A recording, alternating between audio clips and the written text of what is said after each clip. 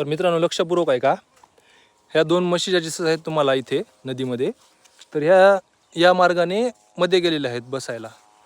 पण आता मला त्यांना इकडंच परत न्यायचं आहे. तर ते इथून किती बोललं तर नाही येणार, मला असं पलीकडून जावं लागेल, तिथून त्यांना इकडं हकलावे लागेल. त्यामुळे त्यांनी वापस येतील आणि या मार्गाने वर जातील इकडं. तर पाहू शकता किती शेतकऱ्याचे कष्ट आहे.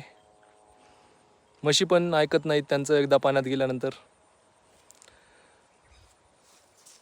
तर एवढंच सांगायचं होतं की म्हशीला पाण्यात जाऊ द्यायचं असेल तर त्यांना 15-20 मिनटं बसू द्या, आणि बाहेर काढायचं असेल तर विरुद्ध दिशेनं त्यांना बाहेर काढा.